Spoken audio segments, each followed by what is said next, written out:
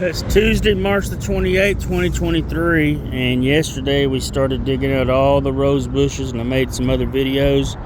This is the third video, digging up these rose bushes around our church sign, because we're going to be taking this sign down and going to be getting a new LED sign put in here. And some of these roses will be going back. Here's two of them here. These aren't quite as tall as they look. I've got them tied up so that I could dig them out without getting poked as much, and that makes them look a little taller. They are pretty big though, and probably 5 foot plus, even when they're all loosened out. So we're going to be trimming them way back, but I've got these two in pots, and put some good fertilizer in there with them, and we're going to hold them until the other sign gets finished, and these are going to be used in the landscaping around that sign. So later on today I'll move these into a holding location, and we'll release the Velcro bands on it and let these bushes open up and breathe. We had a total of 6 of them, and you see one right there, and the same over here. There's one right there and one right there. Them were dug up yesterday and replanted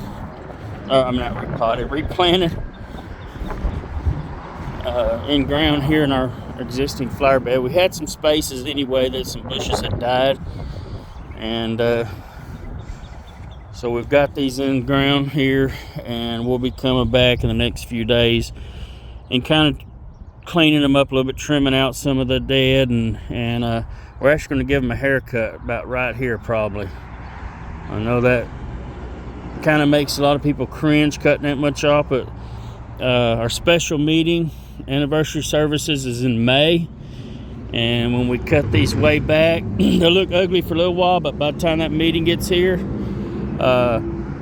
they'll be bushy and full of flowers again.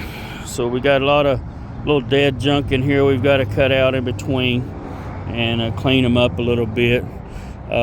We've got healed in the drift roses that were out there, and again, they look tall, but they're actually, these are some drift roses here. They don't get very tall. These suckers fan out wider or more than they are tall. So this is only 3 little bushes here that's planted last year, and they'll get a little bit bigger.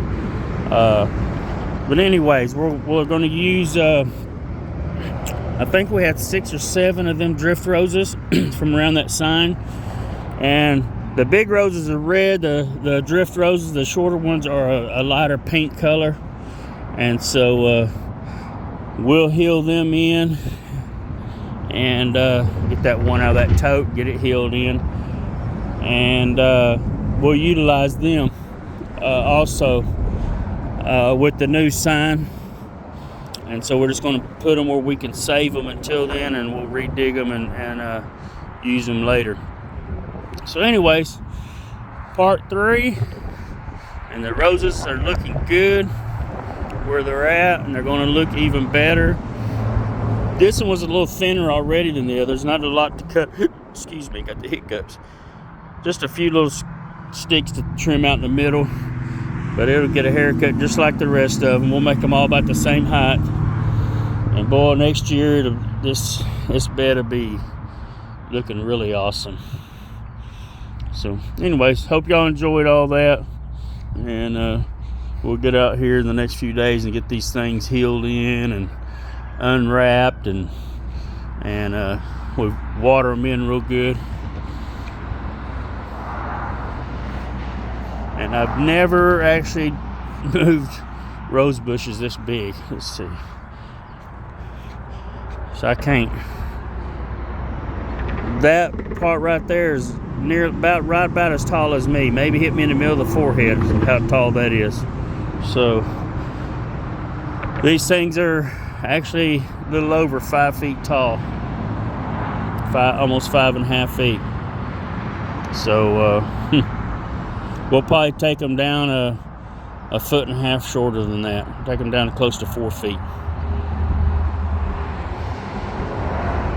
See how they do.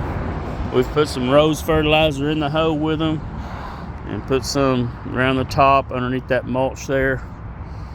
And they're